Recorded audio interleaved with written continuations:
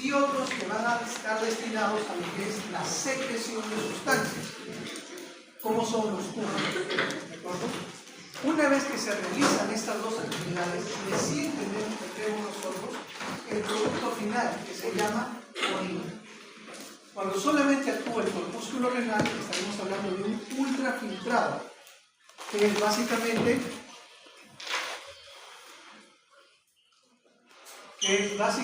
plasma menos proteínas. Pero cuando ya decimos orina, es este ultrafiltrado más los elementos que secretan los túbulos o que reabsorben los túbulos. Además, nuestro sistema va a cumplir también con la producción de dos sustancias muy importantes, los hormonas. La primera de ellas es la eritropoyetina, ¿verdad? Que tiene que ver con la generación de elementos formes sanguíneos. Y la segunda de ellas es la renina, que va a ser básicamente un elemento que controla la presión arterial, ¿no? Entonces, dos elementos son fundamentales como sustancias producidas por nuestro riñón que van a contribuir mucho a la fisiología de nuestro organismo. Cuando nosotros valoramos justamente estas funciones, es que podemos entrar en detalle también cuándo es que esto falla. Nuestro riñón, encargado de mantener una homeostasis en nuestro cuerpo, mantener el nivel de líquido, mantener el nivel de elementos iónicos en nuestra sangre, en nuestra sangre. Si esto falla, si las estructuras que lo conforman fallan por enfermedades de depósito, por algunas enfermedades crónicas, por eventos hipertensivos, por cualquier motivo, si las estructuras histológicas se alteran, lógicamente va a tener repercusión en la fisiología también. Y esto va a generar un círculo vicioso de eventos que desencadenan finalmente en una insuficiencia renal o incluso en la muerte de la persona. Y así vemos nosotros, ¿no? Pacientes que se encuentran edematizados, ¿no? ¿Por qué? Porque están reteniendo líquidos, porque están reteniendo algunos iones, algunas sustancias que resultan siendo nocivas para nuestro cuerpo, pero no pueden eliminarlas. Y después vemos también los cambios a nivel de la orina, en sus composiciones, en sus características, en su densidad, en su volumen, en su color, en la presencia o ausencia de sustancias o elementos o componentes que generan, por ejemplo, la presencia de espuma en la orina, como en el caso de pacientes con diabetes, ¿no? En la diabetes con un desarrollo crónico de la enfermedad, que no son controlados, que no siguen una dieta balanceada, que no les interesa su salud básicamente, y que poco a poco van deteriorando. O aquellas personas con algunas enfermedades autoinmunes, enfermedades de depósito de inmunocomplejos, que se van a depositar a diferentes niveles, fundamentalmente a nivel de la lámina basal. Y ustedes saben cuán importante es la lámina basal para el funcionamiento de todos los epitelios. Y lo que vamos a revisar nosotros a nivel renal son epitelios. Los túbulos, el glomérulo, todos son epitelios. Por lo tanto, si yo afecto sus componentes como la lámina basal, lógicamente voy a afectar también su fisiología. Entonces, ¿cuál es la principal función del aparato urinario? La producción, almacenamiento e eliminación de la orina. No solamente formar la orina o producir la orina. Tenemos elementos que nos van a transportar a su lugar de almacenamiento, que es la vejiga, para que finalmente, de manera periódica, lógicamente, pueda ser eliminada a través del último segmento de nuestro sistema urinario, que es la urea. ¿Correcto? Que la orina es una solución acuosa de iones y cationes sobrantes y de los productos de degradación de los procesos metabólicos de nuestro organismo. Por eso es importante que esté bien formada, muy equilibrada. Los riñones son una estructura par que se encuentra ubicada a nivel retroperitoneal. Básicamente se dice que son simétricas, aunque existen pequeñas diferencias entre ellos. Se dice que el riñón izquierdo es un poco más grande y se encuentra ubicado un poco más alto que el de la derecha por la presencia de hígado. En general, sus medidas 12 por 6 por 3 centímetros, son de consistencia firme, ¿no? Tienen forma de habichuela, con una superficie externa convexa y una superficie interna cóncava que está relacionada con la presencia del ilio, el ilio renal, a través del cual ingresan y salen algunas otras estructuras. Entran salida renal, sale, salida renal, sale. Muy bien. A este nivel, en el borde interno, es donde encontramos el ilio. El ilio supone un ingreso hacia lo que es el componente parenquimal del riñón.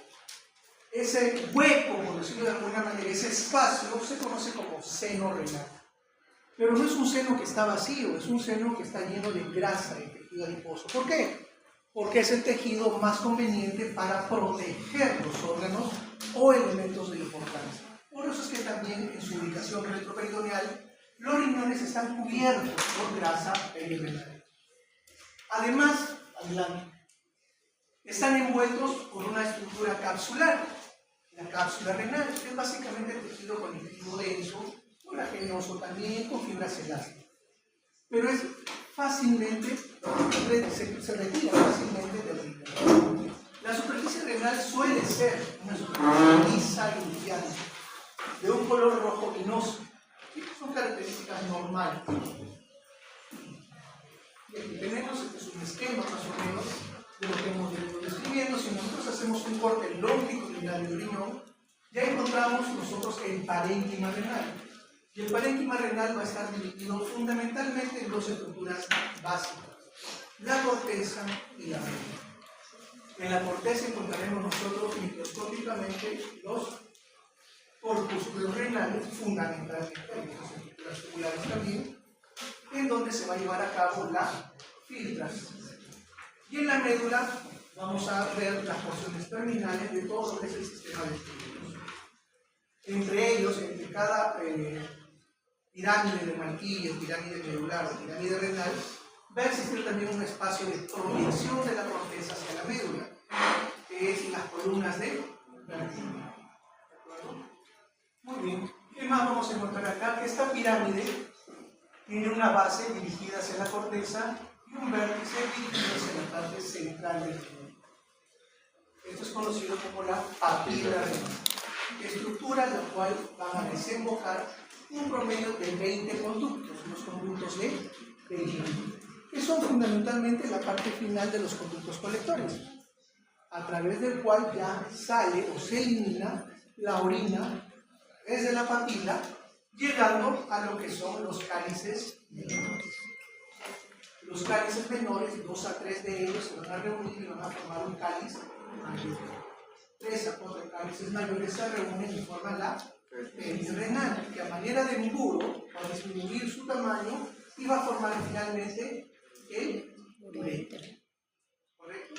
Y aquí ya comienza a desplazarse la orina hacia su lugar de almacenamiento. Esa es la estructura básica del riñón. No hay mucho drama en eso, ¿no? Miren nuevamente, el sistema también vascular es muy importante, la corteza, la médula, la columna de Bertini entre ellos, una proyección también de los rayos medulares que se encuentran en la parte superior de la base adelante de la médula renal. Este es un riñón que todavía está madurando, no es un riñón completamente maduro. No vemos muy bien definida la corteza, la médula todavía son estructuras muy unidas entre ellas, no hay una diferenciación. Tenemos esto el ureter. Nuevamente, para recapitular, tenemos nosotros el riñón entonces está formado por una corteza y una médula. Médula que va a estar conformada más o menos por 6 a 12 regiones piramidales llamadas pirámides renales, pirámides medulares o pirámides de Malpighi. Cualquiera de esos nombres es correcto. Ahora, estructuralmente esta pirámide, como les mencionaba, el borde posterior se encuentra dirigido hacia la corteza. Como está en unión de la corteza y la médula, se va a llamar borde corticomedular. El vértice, papila renal, en donde se van a aperturar unos 20 conductos llamados conductos de Bertini, que ya lo habíamos mencionado. Se unen los cálices menores, forman el cáliz mayor se une y forman la médula. Lo mismo, ¿sí? Estamos viendo en diferentes esquemas, esto es un esquema básicamente, cómo es que nuestro sistema, nuestro parénquima renal se organiza para poder cumplir las funciones para las cuales ha sido diseñado. ¿no? Entre pirámide de Martillo y pirámide de Martillo se encuentra la columna cortical de Martillo. Esa es la corteza, su proyección viene hacia la columna cortical también. Hacia aquí tenemos el borde dirigido hacia lo que es la corteza y la papila orientada hacia los cálices menores. Según los cálices menores forman el cáliz mayor, según en cálices mayores se forman la arteria renal y esto finalmente lo mismo, ¿correcto? Y miren ustedes acá la presencia de la grasa en el seno renal, ¿no? A manera de protección. La grasa es un buen elemento amortiguador de trabajo. Lo mismo, esta el área básicamente que corresponde de la corteza, que corresponde con el borde, con la base de la pirámide, se conoce como área. El lóbulo del riñón, ¿sí? Embriológicamente el riñón se va a desarrollar en base a lóbulos, que después, conforme vamos madurando, tienden a desaparecer y por eso es que llega a ser una superficie bastante homogénea. Sin embargo, y no es motivo de alguna patología, muchas personas llegan a la edad adulta con los riñones todavía lobulados. No tienen ninguna implicancia funcional, afortunadamente. Entonces, ¿cómo van a estar formados esos lóbulos renales? Fundamentalmente compuestos por una pirámide renal a su costado, cada uno de sus costados una columna y encima el arco cortical. Esto entonces es la estructura básica del lóbulo renal. ¿Qué vamos a encontrar nosotros a nivel de la corteza renal? Primero, los corpúsculos renales que hemos mencionado son los encargados del filtrado. El alerito cortical, que está básicamente formado por los túbulos contorneados y en donde se lleva a cabo la secreción, y el componente de rayos medulares, que son básicamente la proyección medular hacia la corteza de túbulos básicamente, y en el centro va a tener la presencia de un túbulo cortical.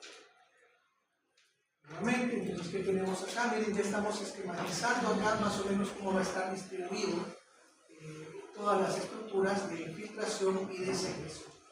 Usualmente, cuando nosotros hablemos de corteza, es en donde vamos a encontrar nosotros el corpúsculo renal. Si nos referimos a corteza, tenemos que ubicar a este nivel el corpúsculo renal. A nivel de la médula no existe el corpúsculo renal. Sí existen túbulos, claro que sí, tanto a nivel de la corteza como a nivel de la médula. Ahora, los glomérulos van a estar ubicados también de manera superficial y también de manera profunda. Y va a haber alguna diferencia entre ellas en cuanto a la longitud de sus túbulos básicamente. Aquí tenemos los rayos medulares, es decir, debajo de esto, si pudiésemos ir a la profundidad, estaríamos nosotros en una pirámide de Martillo, en la médula, porque esto es una proyección de la médula hacia la corteza. Esto es un corte transversal, por eso tengo estas estructuras tubulares cortadas de esta manera. Pero esto también yo lo puedo ver de manera longitudinal. La estructura es la misma. Alrededor de un rayo medular voy a encontrar estas estructuras llamadas corpúsculos renales, que a su vez va a estar formada por dos estructuras. En el centro, este ovillo vascular llamado glomérulo, y alrededor la famosa cápsula de que tiene dos hojas, ¿verdad? Ahí está el índice. Muy bien, entonces miren acá los rayos medulares. Este es un corte longitudinal y alrededor también tenemos los corpúsculos renales. Ahora, sobre la definición funcional de la estructura funcional del riñón, la literatura menciona que se habla de una nefrona como la estructura base. La estructura base que va a estar conformada por lo que es el corpúsculo renal, la parte tubular y también los túbulos colectivos, ¿no? Es la que menciona la mayoría de la literatura en histología. Sin embargo, hay una, descripción de lo que es la unidad funcional del riñón, tomado de Gardner, y es la que se está basando aquí en la parte de teoría, que se conoce como túbulo urinífero. En este caso, para él exclusivamente, va a estar conformado por la nefrona y los túbulos conectores por separado. La nefrona sí va a corresponder qué elementos? Al corpúsculo renal, que ya le hemos definido, está formado por el glomérulo y la cápsula de Bowman, y la porción tubular, que va a tener dentro de sus componentes al túbulo proximal, distal y también a los componentes de la sangre. Y por último, los túbulos conductores. Sin embargo, también como detalle les mencionaba que las nefronas, como estructura funcional, lo vamos a encontrar a nivel cortical y por encima, inmediatamente por encima de la médula, es decir, en una posición juxtamedular. Las más abundantes, lógicamente, son las corticales, que pueden ser superficiales y medio corticales, y las juxtamedulares solamente corresponden al 15%. Y esa es la forma que ven ustedes. Estas son las que pertenecen a la corteza principalmente, y estas juxtamedulares. En la médula vamos a encontrar nosotros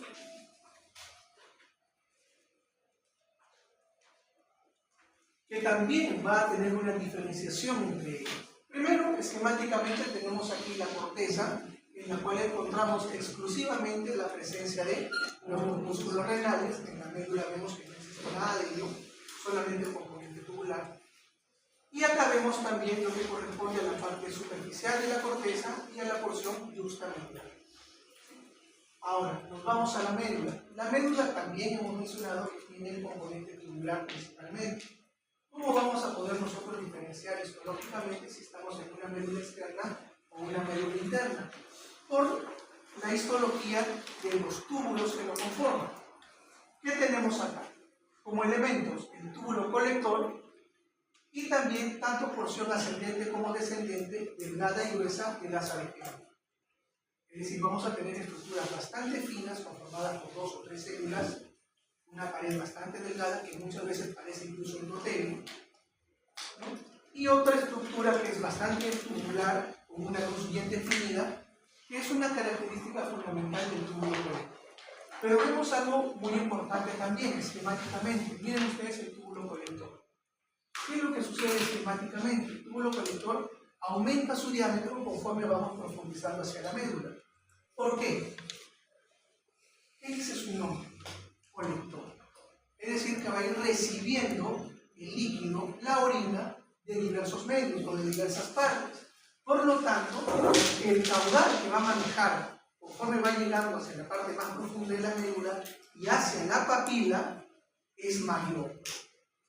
Ergo, su diámetro tiene que ser mayor.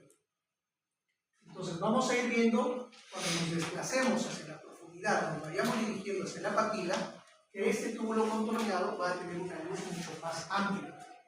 Pero las paredes siguen siendo las mismas. Son células muy bien definidas, son células cúbicas, con un citograma bastante claro, y parece que fueran paredes de ladrillos, bien conformados.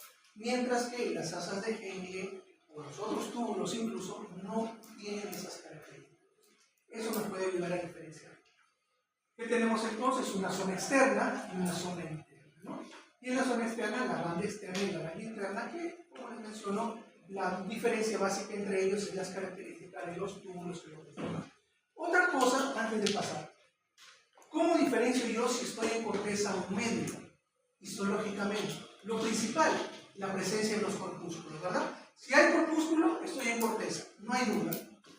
Pero si yo pongo un área en la que no hay corpúsculos, solamente túbulos, ¿cómo sé si estoy en corteza o estoy en médula? Por algo bastante elemental, el intersticio. ¿Sí? Lo que unifica a todo el parénquima, lo que unifica a los túbulos y a los corpúsculos en el caso de la corteza. El intersticio en la corteza es casi inexistente. Es decir, tengo los túbulos pegados unos al otro, pared con pared, espalda con espalda. Mientras que en la médula el intersticio es mucho más abundante, más relajado. Hay una distancia y un espacio entre los túbulos que lo conforman. Entonces eso también me sirve a mí para saber si estoy en corteza y en médula, si no tengo un corpúsculo que me abre. Vamos a corpúsculo renal entonces. Es una estructura redonda de más o menos 200 a 50 nanómetros, o micras, perdón, micras. Se va a componer de dos estructuras fundamentales, el glomérulo y una cápsula de Bowman, que tiene dos ojos. El glomérulo viene a ser aquí la vedette, lo más importante en cuanto a la función de filtrado. y corresponde a una madeja de capilares fundamentalmente. ¿Cómo se forma esa madeja de capilares? Ingresa una arteriola aferente a través del polo vascular. Una vez que ingresa este corpúsculo, se va a dividir en ramas, se va a ramificar. Y estas ramificaciones van a dar capilares que se van a circunscribir entre ellos, formando como si fuesen unos pelotas, ¿sí? Unas pelotillas vasculares. Finalmente, esta red capilar se va a reunir también y va a formar una arteriola. La arteriola que va a salir del corpúsculo, la arteriola eferente, ¿de acuerdo? También por el polo vascular. Ahora, si son capilares sanguíneos de tipo fenestrado, y acuérdense de eso, por favor, son capilares fenestrados, entonces su pared va a estar formada por células endoteliales. Endotelio, ¿verdad? Y es la primera célula que encontramos aquí, en el glomérulo, las células endoteliales. Estos capilares van a tener la particularidad de que van a estar cubiertos por unas células que no se reproducen, unas células bastante especializadas, los podocitos. Estos podocitos van a emitir unas prolongaciones primarias y secundarias que van a abrazar a estos capilares sanguíneos. Mujeres, jóvenes, ustedes tienen como unas peinetas que tienen como garritas, que se colocan acá, ¿verdad? Sí, como ganchitos. Más o menos esa es la forma que tienen los podocitos. Se abrazan al capilar. Y con los pedicelos, que son sus prolongaciones secundarias, van a unirse a lo que es la lámina basal glomerular y al capilar fenestrado, formando la barrera de filtración. Esta barrera de filtración es única, tiene medidas, tiene componentes que van a impedir que sustancias o elementos, moléculas grandes, salgan al sistema o que ingresen al sistema. Es muy especializado. Si esto, a través de unas hendiduras que forman justamente los pedicelos con la lámina basal, se altera, pueden salir moléculas que no deberían salir. Es lo que sucede, por ejemplo, con el diabético, con el paciente diabético, que altera justamente esta barrera y comienzan a salir proteínas, por ejemplo, algo que no debería estar en la orina. Y así con otro tipo de enfermedades también. Entonces, teníamos nosotros las células endoteliales, la segunda célula, los podocitos, falta una tercera. El espacio que va a rellenar estos capilares sanguíneos se conoce como matriz mesangial. ¿Quién va a producir esta matriz mesangial? Las células mesangiales. Por lo tanto, tenemos la tercera célula. Células endoteliales, podocitos y células mesangiales. ¿Perfecto? Muy bien. Cápsula de Bowman es una capa parietal y una capa visceral. La parietal es un epitelio simple plano. Nada más. Y la capa visceral está formada por los podocitos. Entre ellos hay un espacio que se conoce como, de acuerdo a la bibliografía que ustedes revisen, espacio urinario, espacio de Bowman, incluso espacio subcapsular. Temperatura ambiente. La capa parietal se recubre de la lámina basal apoyada en un epitelio escamoso simple. Todo epitelio tiene su lámina basal, acuérdense siempre de eso. La capa visceral de la cápsula de Bowman se encuentra en íntimo contacto con el glomérulo y está compuesta por células epiteliales llamadas ovocitos. El espacio de Bowman, conocido como espacio urinario, que alberga el ultrafiltrado del plasma, o también conocido como orina primaria. O es un ultrafiltrado. Es plasma menos proteínas. ¿Sí? El resto de elementos que forman la orina se van a dar por secreción. ¿En dónde? En los túbulos renales. Lo dividimos en un polo vascular y en un polo urinario. El polo vascular, en relación con las arteriolas tanto aferentes como eferentes, muy en contacto con este túbulo distal, que va a tener una estructura especializada de células que se juntan entre ellas, se aprisionan entre ellas, se tornan un poco más altas, la mácula de ellas, ¿de acuerdo? Muy bien. Y el otro extremo, el polo urinario, que va a estar básicamente relacionado con el túbulo proximal, de características muy diferentes al túbulo distal, porque las células aquí son un poco más amplias, un citoplasma más eosinófilo, un borde libre muy irregular por la presencia de cilios. Por lo tanto, la luz de este túbulo es bastante irregular y estrellada. Esas características me hacen identificar a un túbulo próximo. Y es continuidad del epitelio simple plano. Se modifica, pasa a ser una célula cúbica. Una cúbica bastante grande, bastante alta. La arteriola glomerular aferente, la arteriola que llega al glomérulo, y la eferente, la que sale del glomérulo, que ya hemos mencionado. El glomérulo en sí es una pareja de capilares que están anastomosados y provienen de la arteriola aferente. Su tipo de capilares fenestrados, como vemos acá. Estas penetraciones están cubiertas por un diafragma que va a estar conformado básicamente por las estructuras de la lámina basal y los porocitos.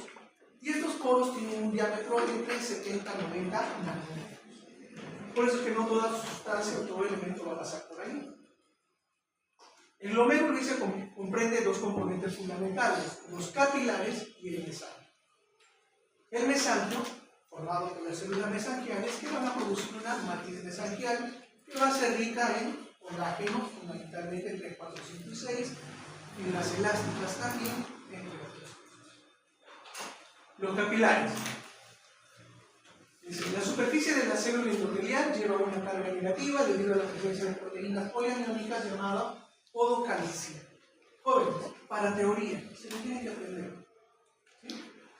¿Va a ser fastidioso? Sí, pero se lo tienen que aprender. Y les digo por qué. En un examen, lo normal es que el 50% sean preguntas asequibles. El 30% preguntas medianamente asequibles. Y el 20% tienen que ser preguntas difíciles. ¿Sí?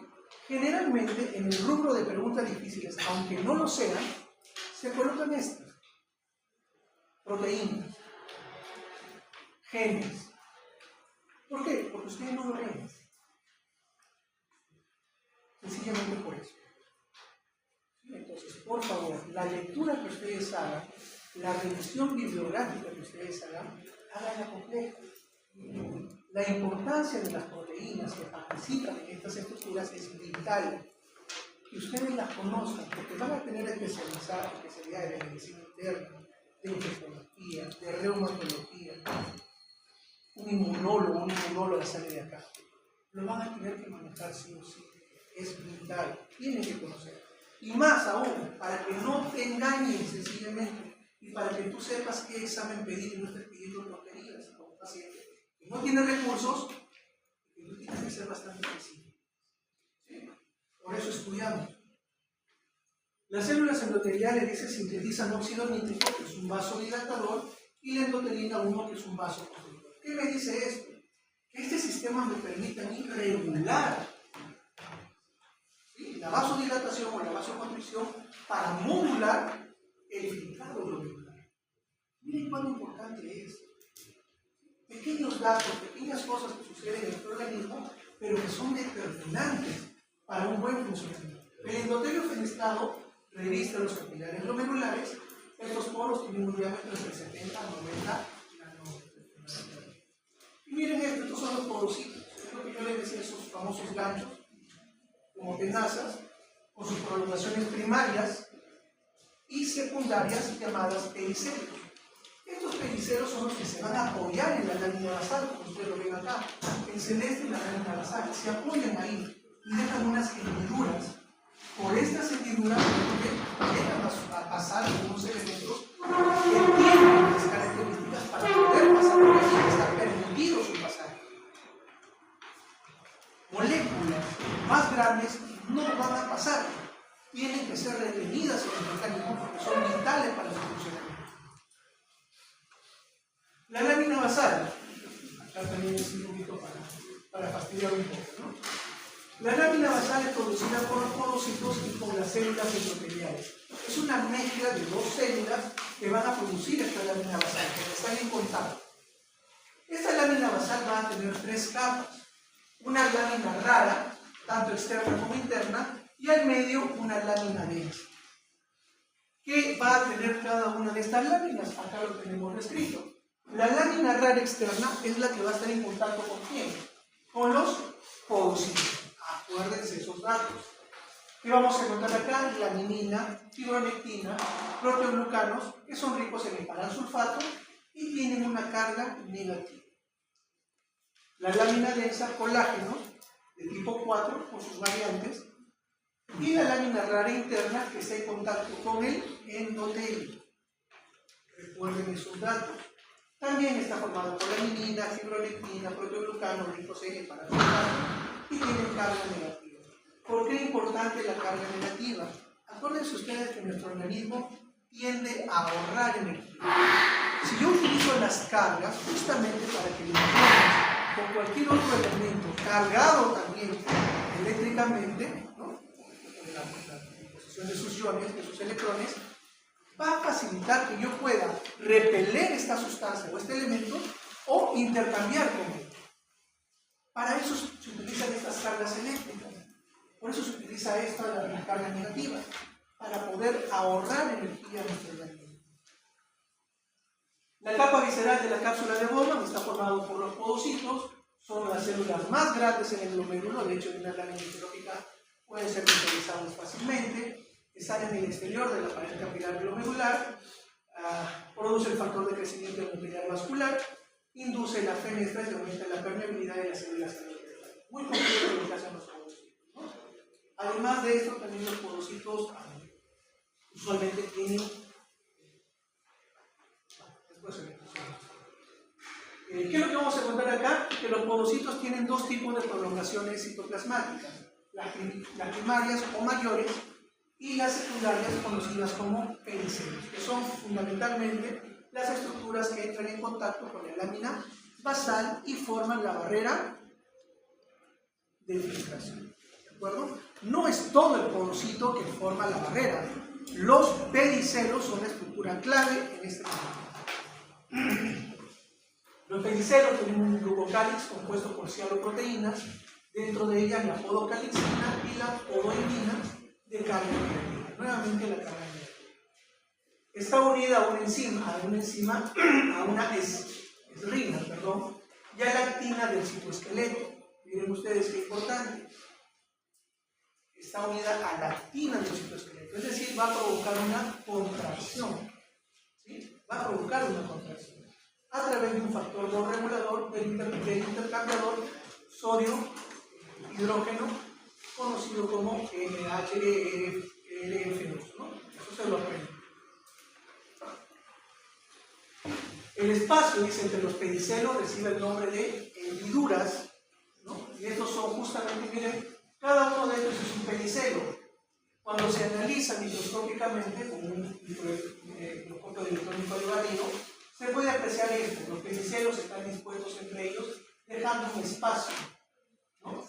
Este espacio es llamado hendidura, la hendidura de filtración, que son atravesados, dice, por material membranoso, que se conoce como diafragma de hendidura. Y es a este nivel por donde, en correlación con la lámina basal y el endotelio fenestrado, pueden salir algunas moléculas de acuerdo al tamaño de la hendidura justamente. Los pedicelos están unidos a la lámina basal mediante una integrina. El diafragma de hendidura está constituido por nefrina y es la principal responsable de la propiedad de selectividad del diafragma. Esto es pregunta clave, ¿no? La nefrina es codificada por el gen NPH, que también es importante. Se anclan los filamentos de actina dentro del pedicelo mediante las proteínas llamadas podocinas y las asociadas al CD2. ¿Qué más tenemos aquí? Miren ustedes, todo lo que hemos descrito anteriormente, ¿a qué me lleva?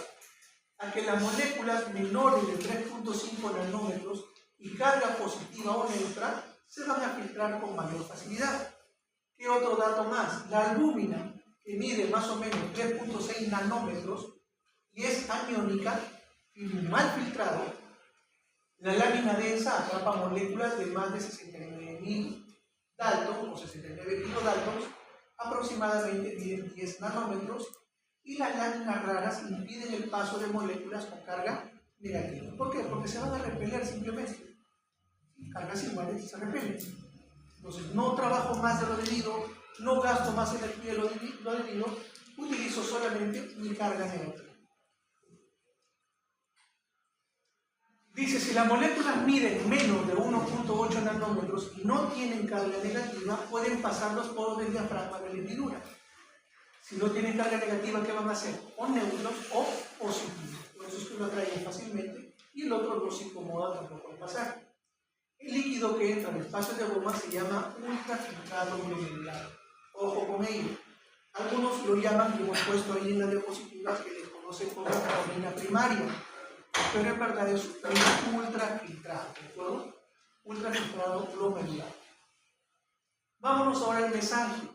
Se tiene dos componentes, las células mesangiales y la matriz mesangial. Las células son las responsables de formar la matriz mesangial propiamente. A ver, la membrana de filtración glomerular y los podocitos no rodean por completo los capilares, eso es un dato importante. Ahora, acá estamos con colores, ¿de acuerdo? Dicen los podocitos, que están en color rojo, y las células endoteliales, que tienen color amarillo. ¿Sí? Estamos señalando aquí, tenemos dos de las tres células que hemos mencionado, las células endoteliales, los podocitos y las células mesangiales aquí en marrón. La membrana glomerular, que es el color verde, encierra tanto al mesangio y a sus capilares adjuntos. Miren, todo esto verde está enrollando o capturando, entre comillas, a los capilares, que son estos dos endotelios, más la célula mesangial. Esta célula mesangial, que está en color marrón, los procesos citoplasmáticos también de las células mesangiales están conectados a la membrana basal glomerular. Las moléculas del complemento y las inmunoglobulinas, dicen que son incapaces de atravesar la barrera de filtración, pueden entrar en la matriz mesangial. Y aquí hay algo importante. En un primer momento les hablé de enfermedades que tienen que ver con depósitos de inmunoglobulinas. Muchas de ellas tienen que ver con enfermedades reumatológicas o autoinmunes. Cuando uno hace una valoración de una biopsia para determinar, por ejemplo, qué se está afectando, qué estructura básica se está afectando en el riñón, se utiliza a veces una coloración bastante simple, que es la coloración PAS. Ustedes la han visto en innumerables veces en histología 1, que tiñe fundamentalmente la lámina basal. Ahora, recordemos, ¿qué hemos visto en el corpúsculo renal? La cápsula de Bowman, ¿cierto? ¿Tiene lámina basal? Sí. ¿Endotelio tiene lámina basal? Sí.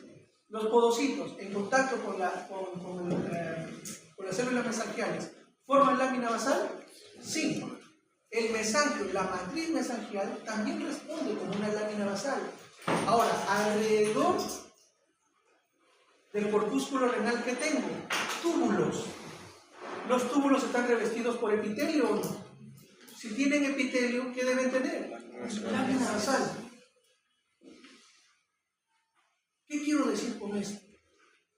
Que si yo quiero valorar, por ejemplo, si un paciente está afectado por enfermedades de depósito inmunocomplejos, estos tienden a instalarse a nivel de las láminas basales. Aquí es donde generan mayor daño. Y por lo tanto, en una biopsia, si yo le hago una coloración PAS, voy a tener la lámina basal engrosada. Ahora, puede ser bastante específica, que la lámina basal de los capilares esté afectada. Entonces yo al médico que solicitó la biopsia en el estudio, le diré, tiene una enfermedad relacionada al depósito de inmunocomplejo, ¿en dónde? En la lámina basal de los capilares sanguíneos. Entonces él tendrá que ir a su lista de enfermedades que afectan los capilares sanguíneos. De repente no le digo eso, le digo, ¿sabes qué? La lámina basal que está afectada son de los túbulos. Entonces tendrá que revisar su lista de enfermedades de depósitos de inmunoanticuerpos que generan el engrosamiento de la lámina basal de los túbulos, y así sucesivamente.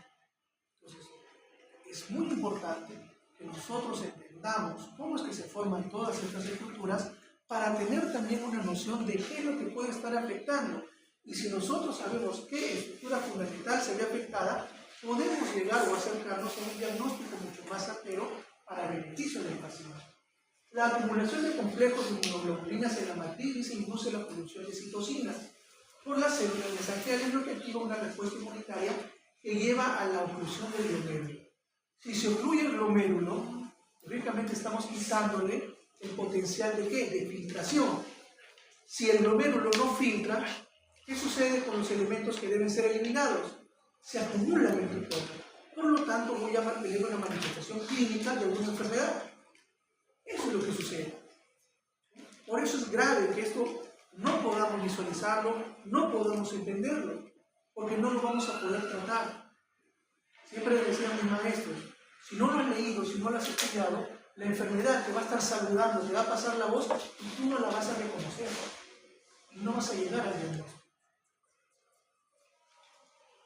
Las células mesangiales. ¿Por qué la importancia de las células mesangiales? Primero porque producen la matriz mesangial, algo fundamental, algo básico. Formada ¿por qué? Por diferentes tipos de colágeno, 3, 4, 5 y 6 fundamentalmente, proteínas microfibrilares y también la presencia de glicoproteínas y proteoglicanos. Tiene función fagocítica también. Acuérdense ustedes que aquí, por la actividad que realizan 24/7, al igual que el corazón, evidentemente filtra las 24 horas, van a haber muchos elementos residuales, células que van a utilizarse o que van a ir a la apoptosis, etc. Entonces cumplen funciones fagocíticas. Reabsorben la lámina basal. La lámina basal no es constante, es una suerte de remodelación constante, eso sí. La remodelación sí es constante. Tiene elementos contráctiles similares a los pericitos. ¿Dónde encontrábamos los pericitos?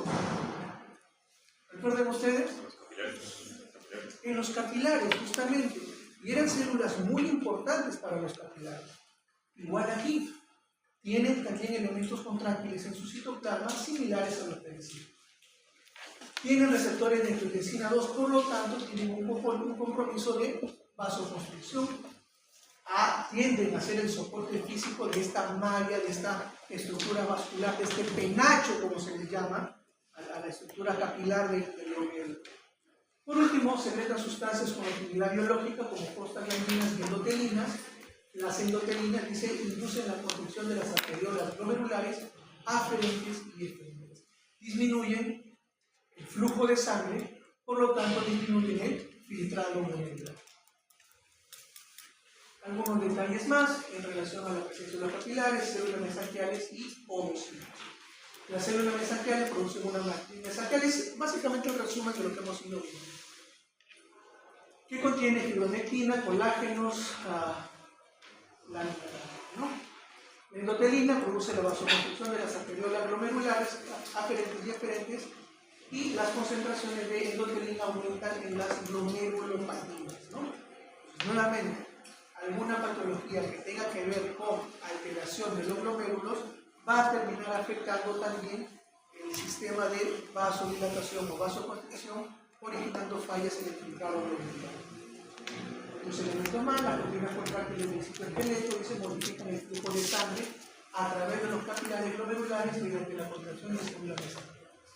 Es decir, hay una correlación entre todos estos elementos. ¿Sí? Lo que sucede con nuestro organismo es muy maravilloso. Cuando tienes estructuras que funcionan o que deben funcionar al unísono, estas también tienden a complementar el funcionamiento de la otra. ¿Por qué? Porque si una falla, la otra tiene que sacar adelante el sistema, ¿no? Y eso es lo que hace nuestro cuerpo. Cuando ustedes se enfrentan a una enfermedad, el cuerpo va a sacar las cosas adelante. No les va a pasar la voz de que algo está mal. Va a tratar de asumir las funciones hasta que ya no pueda más. Y ahí es recién cuando nosotros, ya nuestro organismo, entre comillas, se da por vencido, dice ya no puedo más, y recién comenzamos nosotros a notar las deficiencias o las falencias de nuestro organismo. Bueno, acá tenemos señaladas algunos tipos celulares, las principales, por ejemplo, la flecha negra acá, está señalando un podocito, este sería otro podocito. Acá también son las células más grandes que hay a este nivel. La célula roja está señalando el núcleo de una célula endotelial. Esto es un capilar, esto también, por ejemplo, esto es nuevamente una célula endotelial. Y el resto, lo que tenemos aquí son células mesangiales, ¿no? Lo que está inmerso en esta sustancia rosada, que es el mesanquio, la matriz mesangial, son las células mesangiales. Aquí en la parte inferior, más o menos, se está representando lo que es, ¿qué vendría a ser acá? El endotelio. mácula densa, ¿verdad? Las células están un poquito más pegadas entre ellas, da la sensación de que están un poquito más oscuras, características de una mácula densa. Luego tenemos las células planas que conforman la hoja parietal de la cápsula de Bowman, el espacio de Bowman, el espacio urinario o el espacio subcapsular. Para terminar, entonces, el riñón está organizado de una manera que tiene corteza y médula, ¿sí? Cada uno con su